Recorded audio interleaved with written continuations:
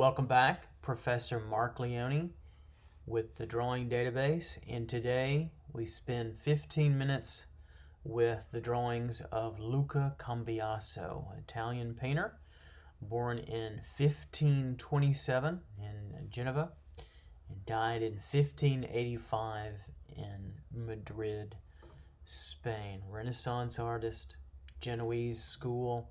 And we primarily remember Cambiaso for his contributions in drawing and painting and the academy style of the Renaissance, if you will, the guild style, atelier style. But we used Cambiaso quite rigorously in art school, especially here at our university, for drawing study and the understanding of volume or the volumetric figure. What we see in Cambiaso now is in his studies, in his preparatory sketches, I'll just put prep sketches here, we see drawings from out of his imagination that are simplified, greatly simplified. In what I use, the terminology in my class is the volumetric figure, which means that it's a simplified figure that is turned into geometric forms and then lit logically from one aspect or one angle with lighting. And we see that in Cambiaso. Here we see a drawing in ink and pen, probably directly with no under chalk drawing. I don't see any available here. And we see some simplification and sophistication for sure into the drawing process, a little bit more simplified, but we see a lovely control of human anatomy and form, as well an understanding of composition and lit direction. So the angle of the light pushes back this way, so the light source comes through somewhere at the top right. We see that, and all the shadows are pushed back here. And you see one tone of shadow value, this tone in through here, as it is laid in after the drawing, after the line work. And we again get a wonderful sense of a light side here and then a dark side here. A very simple approach to illuminating figures, very simply. Thinking them as certainly in their human form, but in their sophisticated yet reduced minimal volumetric figure to arrive at a very complex set of arrangements for compositional study. Here's Cambiaso's study from imagination, the deposition of Christ, or taking Christ down, essentially probably off of the cross and having him come down. But it's interesting how these figures tumble down. So here we get a nice reductive style from Cambiaso, the true kind of volumetric figure. At times he uses severe reductions, so we see the sophistication obviously in the blocky forms here, right, coming through and turning.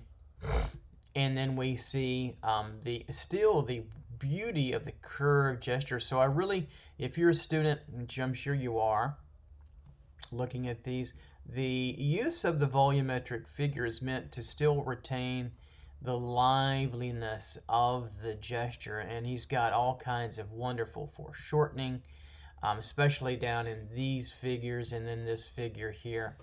But it's controlled beautifully by the volumetric figure in ink here that we see, and then we also see, of course, the composition lit by one dark value. So he separates the drawing into a light and a dark side with one simple tone, and that's all you need in these simplified studies. So we have the light source again coming from the upper left, because we see the shadows to the right of our boxing forms in through here, coming across and then over and through. And so that gives us a nice sense of three-dimensionality coupled with the loose gestural, what I call the bendable stiffness, or the bendability of the forms to be more human-like in their more minimal state.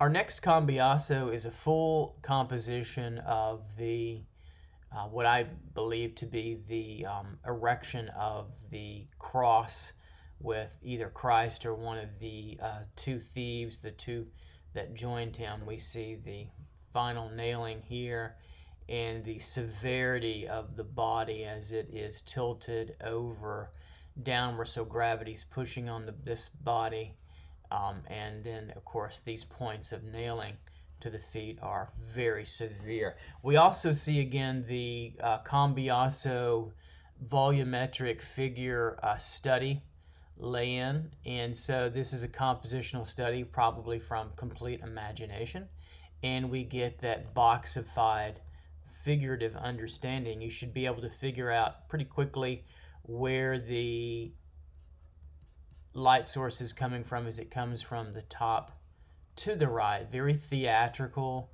kind of lighting, like a play that we see in the Renaissance and the Baroque that's continued on for a good while. And then we see the kind of natural buttock forms of this figure, but are still a little bit blocky. Just a simple egg form, folks, with a sort of a cone, a blocky cone, and we get beautiful tonality. Notice there's no detail. Notice there's no facial features, but we get a full scene of essentially a slow, torturous execution at the hands of were the Romans in modern day Israel or Palestine. Here we see the deposition now, looks like, coming off of the Christ after the death and passing of the Christ figure, and we get again a good understanding. Let's go in deeper of the clarity of the draftsmanship of Cambiaso. We get the wonderful boxy form in through here, the gesture coming down, finding the gestural moment. Take a look at the boxy form here.